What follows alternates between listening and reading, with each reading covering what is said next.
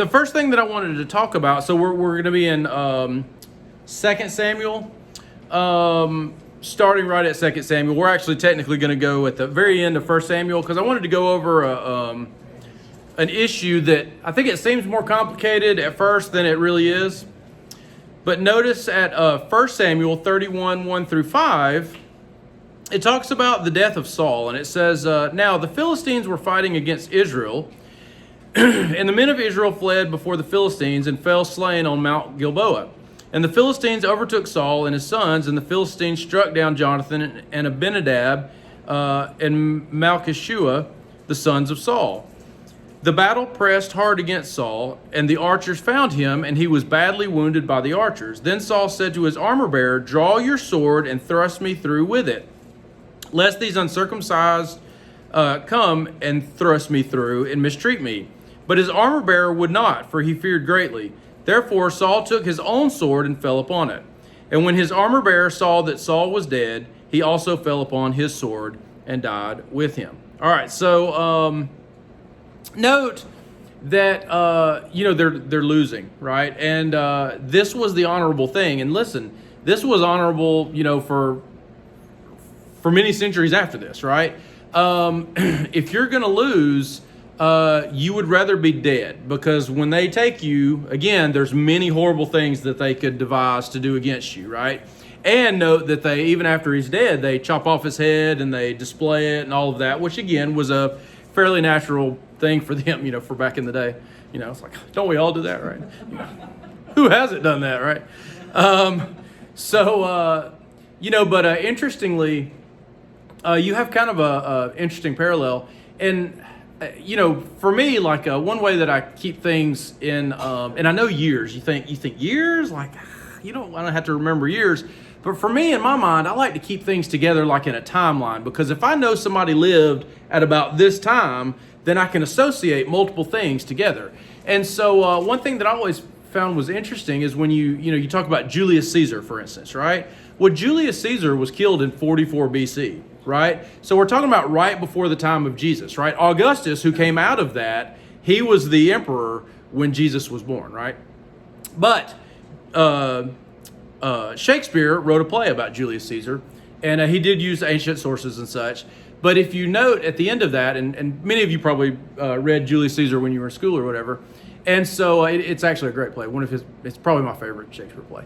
And so when you get to the end of it, you have Brutus, who of course was Caesar's friend, right? And but he killed him for the good of Rome, right? So he was a noble, kind of a noble, tragic figure, who was trying to do right by Rome, but killed his friend and kind of got caught in kind of the whole deal. And then you have Cassius, who was the bad guy. He's definitively in Julius Caesar. He's the bad guy. Well, at the end of it, of course, they're losing the battle against Antony, and so what do? Brutus asks that, it goes Cassius first. Cassius asks someone to run him through. And he says, when my eyes are closed and my arm is up like this, run me through. And so the guy just does it. Like, he doesn't even ask any questions. They don't have a conversation about it. He's just like, I don't like this guy anyway. So he just runs him through and stabs him. And then Brutus, he asked his armor bearer to do it. And he says, just hold my sword, and then I will run and jump on it, right? So he takes more of the onus on himself and tries to take as much away from his armor bearer as possible, whereas Cassius was like, I can't do this. I'm just going to cover my face and just stab me, right? And then his armor bearer didn't care. He just stabbed him. And so Brutus dies the more noble death because he doesn't want to put it, too much on his armor bearer. And he watches him come, and then they have a conversation beforehand, and that's the thing is he's like not before we shake hands, and they shake hands and all that stuff, and then they do the deed, and so it's a fairly standard practice. Now, note that his armor bearer refuses, and he says, no, I don't want to do that, and so Saul does it himself, right? Again, noble for both, and it would have technically been noble for the armor bearer to do it, but he says, I can't be involved in that. So then you get to 2 Samuel 1 through 16.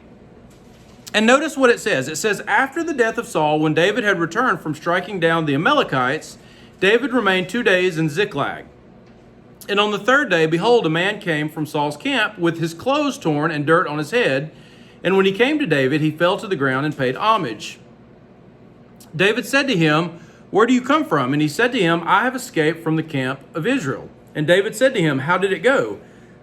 Tell me." And he answered, "The people fled from the battle, and also many of the people have fallen and are dead, and Saul and his son Jonathan are also dead."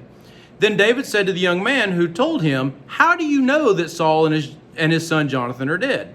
And the young man who told him said, "By chance I happened to be on Mount Gilboa, and there was Saul leaning on his spear. And behold, the chariots and the horsemen were close upon him." So they're coming to get him, the enemies. "And when he looked behind him, he saw me and called to me, and I answered, 'Here I am.' And he said to me, 'Who are you?' I answered, I am an Amalekite.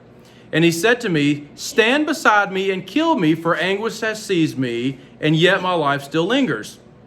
So I stood beside him and killed him, because I was sure that he could not live after he had fallen. And I took the crown that was on his head and the armlet that was on his arm, and I have brought them here to my Lord." So he's bringing this stuff to David, right? "Then David took hold of his clothes and tore them, and so did all the men who were with him. And they mourned and wept and fasted until evening for Saul and for Jonathan his son and for the people of the Lord and for the house of Israel, because they had fallen by the sword. And David said to the young man who told him, 'Where do you come from?' And he answered, 'I am the son of a sojourner, an Amalekite.' David said to him, 'How is it you were not afraid to put out your hand to destroy the Lord's anointed?' Then David called one of the young men and said, 'Go, execute him.' And he struck him down so that he died. And David said to him, 'Your blood be on your head, for your own mouth has testified against you, saying, I have killed the Lord's anointed.'" Now, first of all, that seems like a fairly extreme punishment for this guy who did, again, the noble thing. But then you have another question. I thought that it said that Saul was already killed. He had already run on his own sword, right? And so you're like, okay, what's going on here?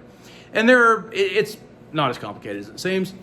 One possible answer is that he ran on his sword and it didn't kill him, right? And so then this guy shows up and he finishes the job. That seems somewhat unlikely. The more likely scenario is this guy happened upon Saul's body, and so he gets the crown and everything, and then he goes back to David thinking, finally, David's going to be king, and I'm going to take him the crown, and so he's going to give me all these rewards and be like, hey, great job, thank you for bringing this stuff. This really helps me out a lot, right? And David, of course, does not react at all the way he expects, and he kills him. And so note again, this is kind of an apologetic deal as well. The writer does not want anyone to be able to look back. This is in 1 and 2 Samuel. They do not want anyone to be able to look back and say, David usurped the throne of Saul, right? At every point, David, according to 1 and 2 Samuel, does right by Saul, right? Even when Saul's trying to kill him, he refuses to fight back. Many times he even saves his life from his own hand when he could have killed him. He weeps for Saul and Jonathan and all of that. He doesn't himself kill any of his sons or anybody else. He protects Mephibosheth, the other son.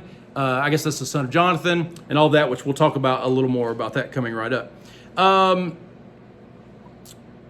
It also, interestingly, shows an example of David's passionate loyalty for people who want to do him harm, right? Like, he's so loyal to people who are trying to kill him. Like, so you have this example with Saul, and then later you have the example with his own son, Absalom, who, tries to take his kingdom, and yet he weeps and such there. And again, we'll talk about that as well. All right, so David's rise to the monarchy.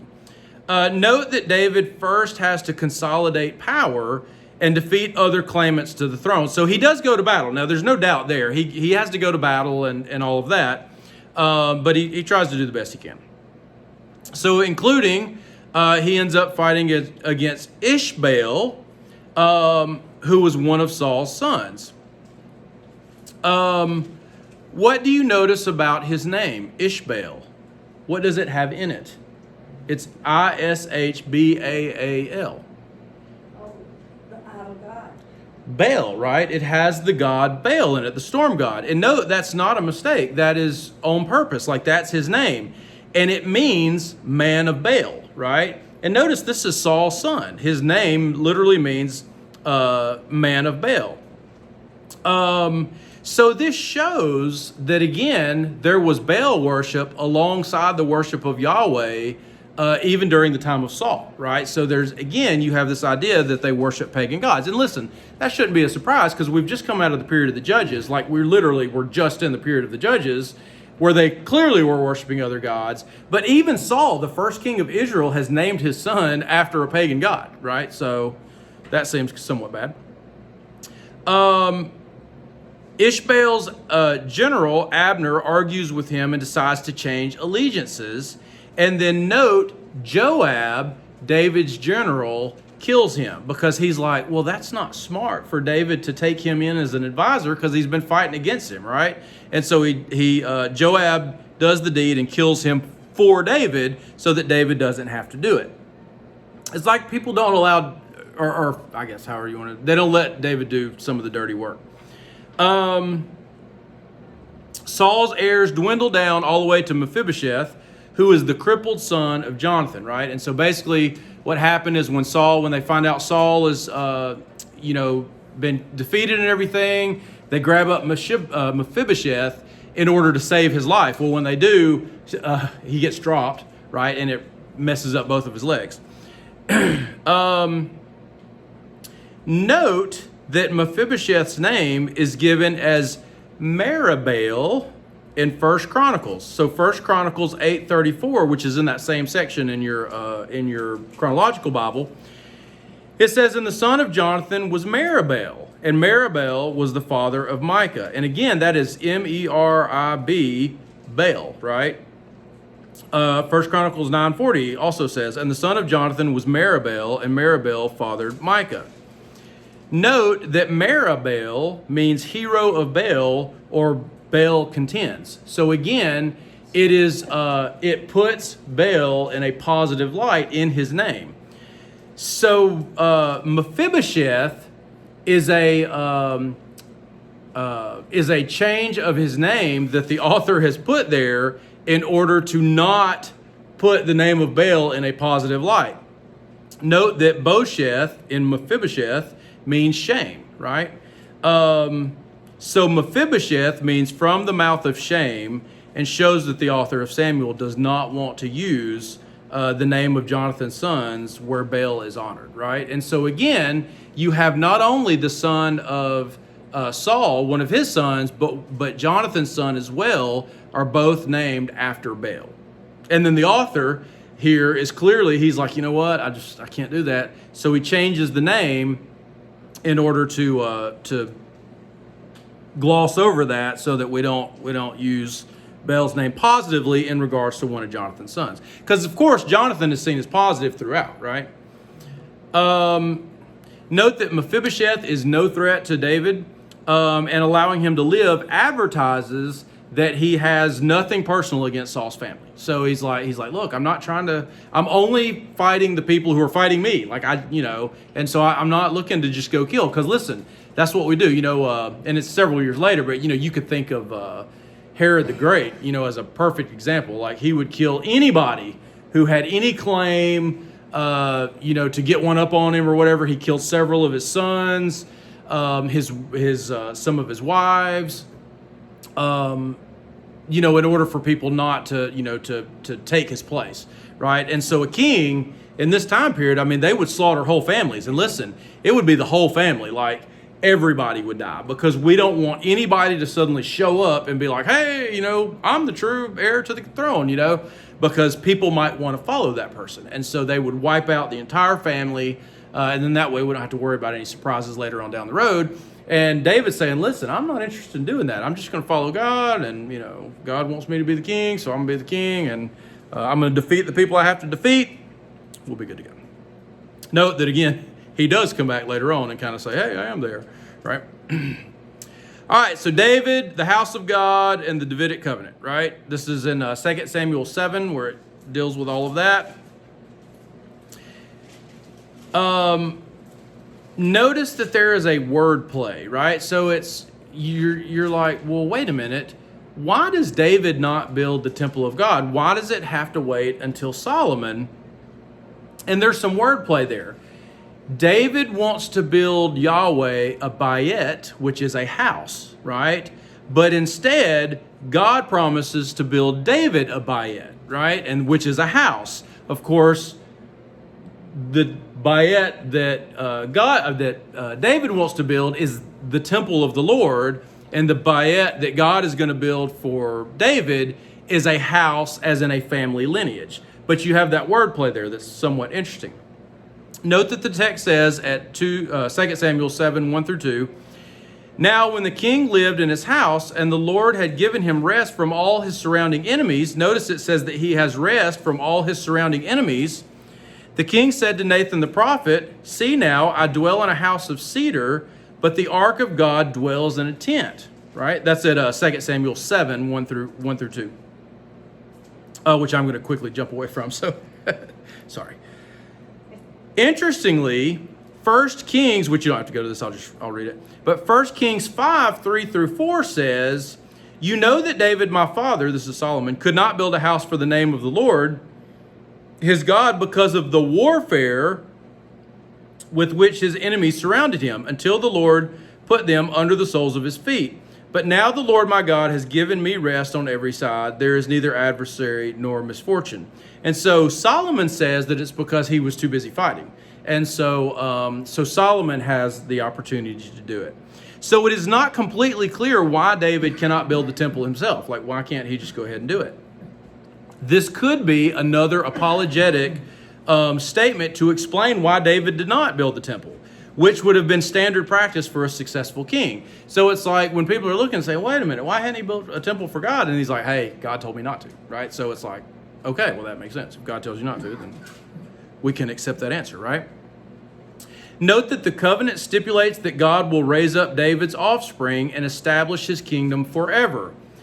This would have been understood by people in David's time as his family line ruling for many years, because there are other places where it talks about, people ruling forever or whatever. Basically, David's family rules for about 400 years, and it's clearly not forever, right? So they would have understood this absolutely as just, hey, you're going to have an heir on the throne for a long time. 400 years, of course, is a long time. When the Babylonians came in and destroyed Jerusalem and took the Davidic kings off the throne and all of that, the promise was still considered in effect by the Israelites, by the Jewish people. So there would eventually, according to them, be another Davidic king, and the line would then continue. This is what sparks the Messianic prophecies and such, right? So again, in the Old Testament, in the Messianic prophecies, the understanding of Jewish people was that the line of David would continue, but they understood it to mean that it would be the line of David continued as kings ruling in Israel and keeping out people like the Assyrians and the Babylonians and the Persians and the Greeks and the Romans and all of these different people, right? That's what they would have understood. That's why when you get into the New Testament, there's so much confusion. They don't understand, like when David doesn't come in and establish an earthly kingdom and start killing people, even his disciples are like, wait a minute, what is going on? When he dies, they're like, man, we were so wrong. Like, we completely misread that whole situation, which they did. But again, it makes sense. Like they misread because nobody saw this coming, right? What happens with Jesus. But that whole idea of a messianic, a continued line of David, that's what people expected. And that's where the messianic hopes come from. Of course, the New Testament sees the ultimate fulfillment of that in Jesus, the perfect Davidic king, who does indeed have a permanent reign. But again, it is a spiritual reign, as Jesus himself says to Pontius Pilate. He says, my reign is not here on earth. It is a heavenly kingdom, right? And again, it is a spiritual reign that Jesus talks about. And so again, ultimately, the New Testament is going to show that that ultimate fulfillment is in Jesus, right? So we are not looking for, obviously today, we're not looking for, as Christians, we're not looking for a reign of Davidic kings, obviously, in Israel. David and Bathsheba. If you ever thought you did something bad, and you think, man, God would never forgive me for this, just read about David and Bathsheba, right? Because he pretty much checks all the boxes for what you shouldn't do, right? I had a play this weekend, and one of my students, so I always tell them, listen, don't go on Friday afternoon and eat a whole bunch of food, because you're going to come back and you're going to go on stage and you're going to be like, you know what, things are not right? Because nobody wants to go on stage in front of a bunch of people, right? It can confuse your insides, right? So she comes back and she said, Mr. Turner, my stomach hurts. And I said, it does. I said, well, did you eat? Because I tell them to eat like right after school, like at 3:30 or whatever, right? And then that has times for your stomach to settle or whatever. And so she said, yeah. She kind of did her like, yeah. And I'm like, all right, what did you do? And she said, well, I ate at Sonic for the first time. And first of all, you never eat unknown food, before you go out on stage. I've taught theater for a long time, and I've gone out on many stages. And so she said, well, I ate Sonic for the first time, and I ate a bunch of food. And she said, then I got a cheesecake milkshake, and I drank that. And I'm like, and then she said, then we went to the park, and we rode on the merry-go-round. And I'm like, so you pretty much checked off every box of what you shouldn't do right before you go out on stage, right? And so that's what David does, right? David, with Bathsheba, he pretty much checks off every box of what you should never do. Like the most horrible things that you could imagine, he pretty much checks them all off. And so let's go over, we'll check off his boxes for him. I'm not going to read the whole thing, obviously. I'm sure you've read that story many times, but I'll hit the highlights or the lowlights as they may be. Note that David lusts after Bathsheba, right? And so she's, again, if you'll remember, we've talked about this. They didn't have much room in houses, right? And so the roof of the house would have been an extra room, right? And so that's, where things would happen. Now, I don't know that it was standard practice to take baths on the roof. That seems somewhat inappropriate. But whatever, I guess he had a taller house than others, and you wouldn't expect people to be looking off, I guess. Notice, just for the record, that even the Last Supper was very likely eaten on the roof of a house, right? So, of course, he takes her and, they do the deed. And she gets pregnant, right? And so then note that he tries to cover up the pregnancy by having Uriah the Hittite, who's her husband, come back from the war. He is fighting for Israel while David's doing this stuff. And then, and so he brings him back. And the deal is to get him to go and sleep with his wife so that when she ends up pregnant, she can be like, oh, look what happened when you were here, right? So it's a cover-up. Well, it turns out that Uriah the Hittite is such a moral, high, loyal guy that he refuses to go do it. He's like, no, how could I do that when my people are out, fighting, right?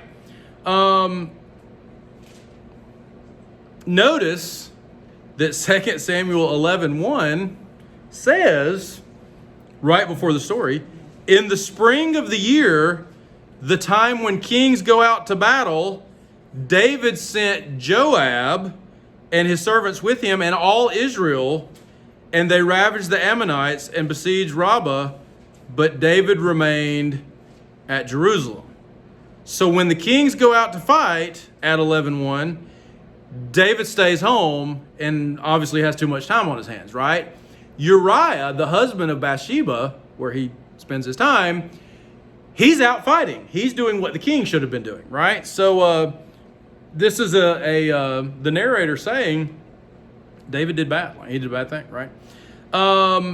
So once Uriah turns out to be too good of a guy to do such a thing, David says, okay, I got you. I mean, he tries to get him drunk too, it's just terrible stuff.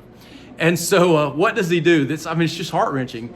He writes the letter out to Joab saying, hey, put Uriah the Hittite on the front lines, and then he folds it up, and who does he have deliver the message?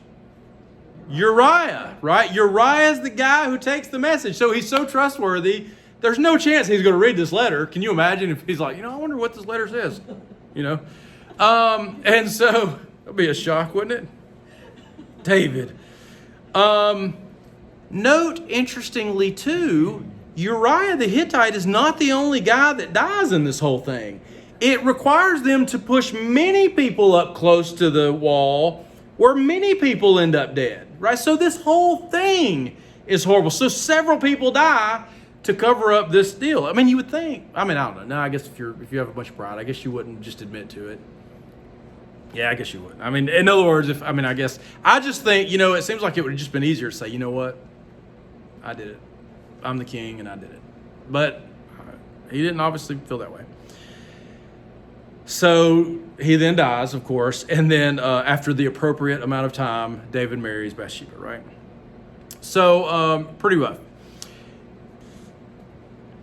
And the Lord sent Nathan to David, right? So we said we're going to send Nathan, David's prophet. And this is really the perfect example of what a prophet and the king should work like, right? I mean, this is pretty much exactly the checks and balances, the way it should work. It's like when, Congress does something stupid or whatever, and then the Supreme Court says, that's stupid, you can't do that. And we're like, oh, thank God they did that, right?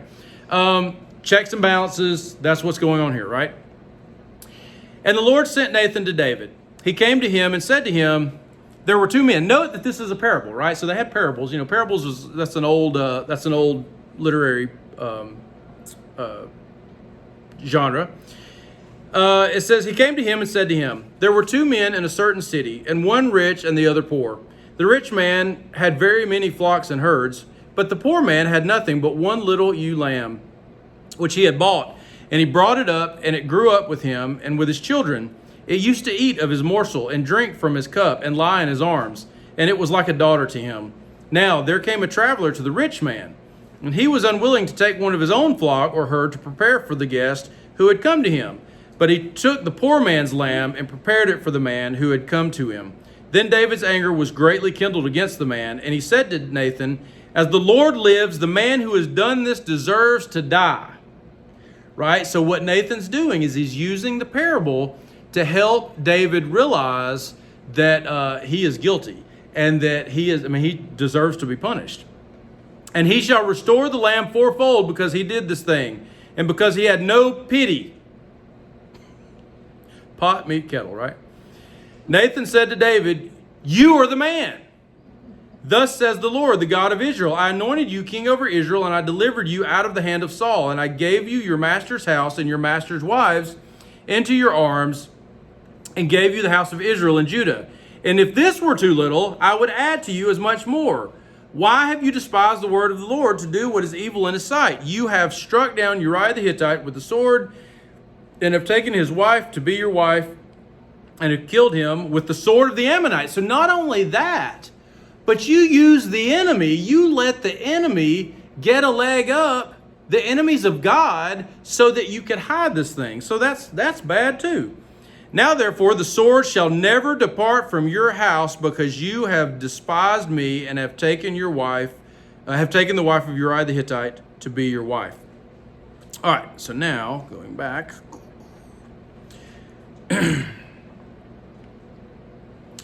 So again, it's to anger David enough to make him point out what needs to be done, and then he turns it around on him and says, "This is you, dude. Like you did this thing, right?" Note the fact that Nathan is willing to approach David in such a way shows that David is basically a good person. In other words, David is still good enough to where Nathan can approach him with this whole deal and not worry about dying, right? And then, of course, he sees his wrongdoing and he repents, right? And so then you get the punishment. at the next part, which I just put in here correctly, 2 Samuel 12, 10 through 15. And we already talked about that the sword will not leave from his household, right? At 2 Samuel 12, 11 is where we'll be. Thus says the Lord, behold, I will raise up evil against you out of your own house. And I will take your wives before your eyes and give them to your neighbor, i.e. his son, and he shall lie with your wives in the sight of this son, meaning this son. For you did it secretly, but I will do this thing before all Israel and before the sun. David said to Nathan, I have sinned against the Lord. So David doesn't freak out and get angry and all of this stuff. He says, I have sinned against the Lord. And Nathan said to David, the Lord also has put away your sin. You shall not die. So he's forgiven. Nevertheless, because by this deed you have utterly scorned the Lord, the child who is born to you shall die. Then Nathan went to his house, and the Lord afflicted the child that Uriah's wife bore to David, and he became sick. Right? So note that these punishments set up all of the things that are going to follow right after this. And I didn't put it all in here, but note David's faith in his reaction to the death of the child, right? So he goes in and he's praying and all of this. He won't eat, and so he's just inconsolable. And then the child dies, and so then his attendants and such, they're like scared to death because they're like, my gosh, if he was freaking out like that when the child was just sick, the child's died, like how are we going to tell him that? He's really going to freak out. But he does completely the opposite of what they expect, and he gets up and he bathes and all of that, and he eats and he goes on about his business. And they ask him, they're like, why in the world did you react that way? And the fact is that he still had faith that God could, if he chose, change the punishment, right? He could save the child and the punishment would change. Now, that doesn't happen. And so David doesn't lose his faith. David remains faithful after the fact. And he says, okay, I had faith that God would do that. Not that God would do that. He had faith that God could do that if he chose. God did not. The child died. And so now he will go on about his business, remain faithful to God in his own way, right? And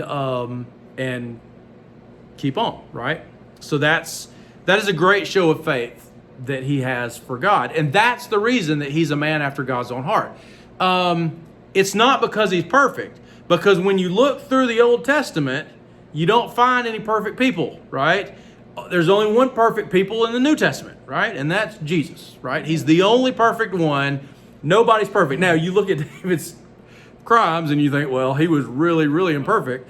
But that's the point, is nobody's perfect. It's the fact that he repents and he remains faithful to God, again, in his faith in God. So then you have, and listen, it's interesting because here you have within 2 chapters, you have what is probably my favorite story in the Bible, which is that whole deal with Nathan and David. But then you have what I would argue, obviously against the crucifixion of Jesus and all of that. But as far as just a horrible, what's the word I'm looking for? Visceral. That's a visceral story. Is the rape of Tamar, right? It is just a horrible, horrible story where Amnon, takes her. She's crying the whole time and saying, don't do this to me, and understanding the context where if he does this to her, she then becomes worthless, right? At that point, she is worthless in the eyes of any man who would come after, right? So it's not just like we obviously look today and we think, well, rape's a horrible thing, clearly, but we don't look at the woman, at least in the United States, generally, right? If we have any sense, we don't look at the woman and blame the woman and then think, well, she's useless for any other purpose after this point. We don't look at it that way, right? Clearly. But in the ancient world, that's absolutely the way it would have been looked at, right? And so the rape of Tamar and David's unwillingness to punish Amnon is what sparks Absalom's rage. Note Tamar's statement too, and we made this horrible point early on, but note that at 2 Samuel 13:16, it says, but she said to him, no, my brother, for this wrong in sending me away, because after he's done, he sends her away. This wrong in sending me away is greater than the other that you did to me. But he would not listen to her. So again, the point is, in the ancient world, it would have been seen as, because of the way they viewed the world and women and all of that, it would have been seen as, I'm just going to say it would have been viewed as better, instead of saying it would have been better for her, because it's just a horrible thing. But it would have been viewed by most people in society as better for her to marry Amnon, the person who raped her, so that she can bear him children and all of that, than for her to just, him to put her aside, right? So note that she even points out, she says, hey, you putting me aside is worse than raping me in the first place. And notice that she even pleads to him, David will let us get married, right? Like, just let's get married. And of course it says that he loves her, right? He loves her so much. And then as soon as the deed is done, he puts her away and all of that. And so this is what sparks Absalom's anger. And it is a direct result of the fact that that David refuses to punish Amnon. Note that at 2 Samuel chapters 18 and 19, you have the whole, which is somewhat of a comical story as far as the death of Absalom. You know, he has the long hair that it talks about. He only cuts it once a year, and it weighs, 5 pounds or whatever it is. And but how does he die? He gets his hair caught in the branches, and he's hanging there. And what does David say? Do not kill him. Bring him back to me. You know, I still love him, and woe is me, and woe is him. And, it's just this big misunderstanding. And what does Joab say? It's like, no, we're killing that guy. And they're like, no, David said not to. And he says, I don't care what David said. We're killing him because he's already tried to take the throne once. If we let him live, he's going to try it again. It's best for for him to die. Just like he made the decision for David before to kill Abner. He looks out for David, and I think he legitimately is looking out for David's best interests. And he says, hey, we're going to kill him. So then what happens? You have, they come back, they have won back David's throne, right? And so they're all like, yay, look at this great thing we did. And they're patting each other on the back and whatever. And they come in, and David's like, hey, where's Absalom? Right? And they're like, oh, he's dead. We killed that guy. And then what does he do? He's like, oh, woe is me, and everybody's got to mourn, and the sackcloth, and the dust, and all that stuff. And Joab goes to him in chapter 19, and he says, what is your problem? Like, you have lost your mind. Like, your people have fought for you. They've won your throne back for you. You didn't do anything. They won back your throne. They come back excited that they've won your throne back for you. And then you basically punish them and tell them, oh, you've done a horrible thing by killing my son. You better get it together, go out there, tell them that you appreciate it, and let's throw some celebrations and stuff. Otherwise, they're going to take over your kingdom, and they're going to kill you because you come across as a pretty big loser at this point, right? And so that's what he does. And note again, he's like, yeah, you're right. Like, I agree, right? And he goes out and he does all that stuff, and then there's big celebrations and all that. So it does work out the way it should, right? All right, let's look at one thing that's somewhat confusing. David takes a census. How dare he, right? So at 2 Samuel 24:1, and this is interesting. I'd be interested in to know if anybody caught this.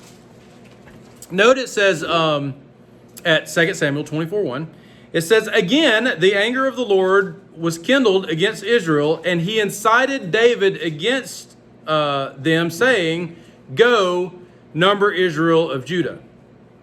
All right, did anybody notice anything really weird about this other than it says, again, the anger of the Lord was kindled against Israel, and he incited David against them, saying, go, number Israel and Judah.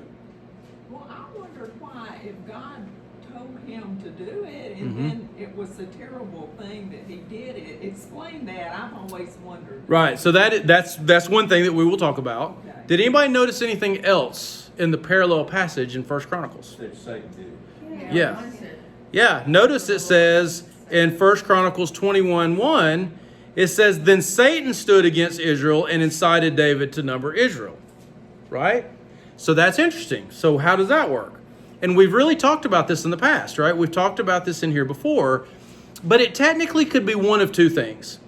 Either the author of First Chronicles said, you know what, that doesn't make any sense. God would not, why would, just like you said, if God told him to do it, why did he get punished, right?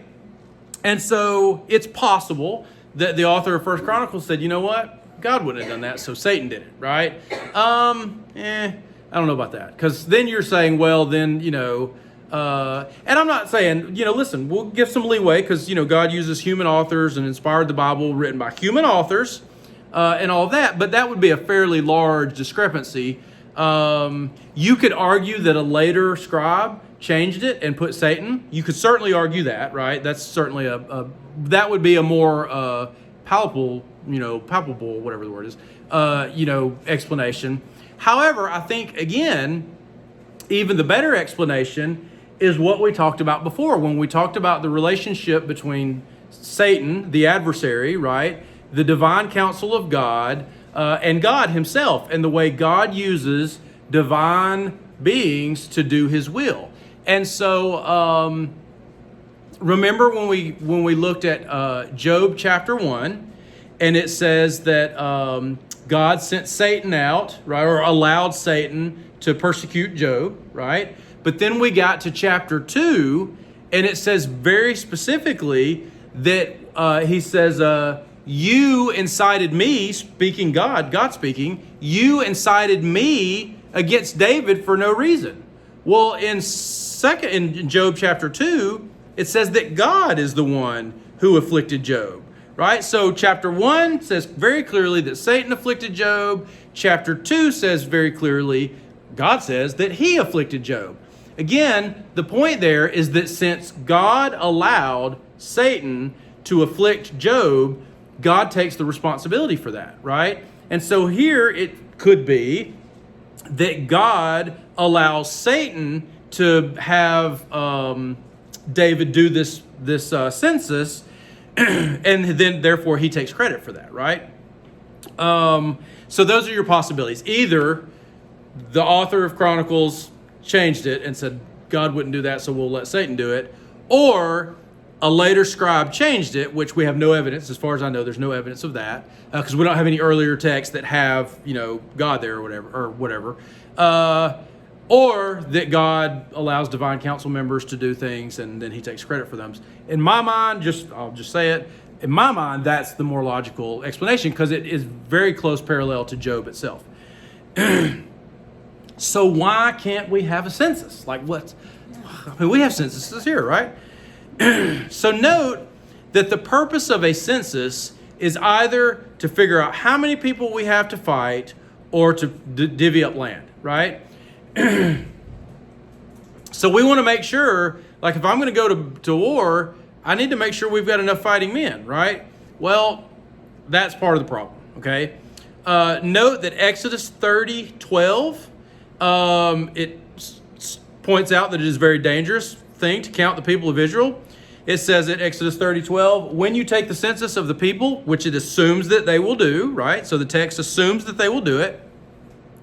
Then each shall give a ransom for his life to the Lord when you number them, that there be no plague among them when you number them. So it's like, hey, when you have a census, each person that has the census has to pay a tax to God so that he does not kill them. That is for their life, right? So then you're like, wait a minute. Well, you thought I was going to explain it. It's going to be easy, right? So yeah. So that makes it even more complicated. Wait a minute. So now we got to pay to be counted, right? Sounds like something the United States government would pull on us, right? I'd just as soon you not count me, right? Yeah. Could you just skip my house? I don't want to pay your extra taxes. So note that here it is stipulated that a tax must accompany the counting of each person to save his life. Lest Israel thinks too much, and here's where the answer seems to be. Now listen, let me just say there's no definitive answer, okay? We can't know for sure. But this seems to be the deal. It seems to be that tax is required in 30:12, lest Israel thinks too much of itself by relying on their numbers. they must pay a tax to God to remind them where their protection comes from. So they're paying a tax to the temple itself to remind them our strength is not in our numbers, our strength is in God, right? So note that Yahweh is the one who wins wars for Israel, right? So Deuteronomy 9:3 says, know therefore today that he who goes over before you as a consuming fire is the Lord your God, is Yahweh your God, is what the literal Hebrew would say. He will destroy them and subdue them before you. So you shall drive them out and make them perish quickly, as the Lord has promised you. So it's God who fights the battles for Israel. It is dangerous for the Israelites to rely on their own power, as Deuteronomy 8:17 through 18 says. It says, beware lest you say in your heart, my power and the might of my hand have gotten me this wealth. You shall remember the Lord your God, for it is he who gives you power to get wealth, that he may confirm. And where do they get wealth? They get wealth from their enemies, right? At this point. That he may confirm his covenant that he swore to your fathers as it is this day. So it would seem that David is punished for putting his faith in the numbers of Israel when it comes to going into battle, as opposed to putting his faith in God, right? So that seems to be the deal. But again, there's no definitive answer. We don't know exactly, like there's no silver bullet answer somewhere where it says, oh, this is the reason. We don't have that. We just have potential theories by Bible scholars that will kind of try to take all the evidence and figure out. So, boom. So that is that. And that actually, I think, if I'm not mistaken, you'll finish reading that section, at the end of this week, I believe. So what we're going to do then is we will actually do, so next week, I'll kind of keep doing that. I'll do the week that you're in during that week, at least until we change again. If something happens and we don't do a Wednesday night or whatever, then that might change. But as of right now, I'm good to do that because I'm kind of caught up enough on my own to where I don't mind reading further ahead and researching ahead. So that works for me if it works for you. So next week then we will get into the books of Kings, and we'll start all of that, that's a lot because there's so many kings and it's so much stuff. So we'll see. We'll see how far I get. Thanks for watching, and please feel free to leave a comment or question. And if you found this video helpful, hit like. And if you would like to be notified when new videos are released, hit subscribe and join us next time as we study the Bible in context.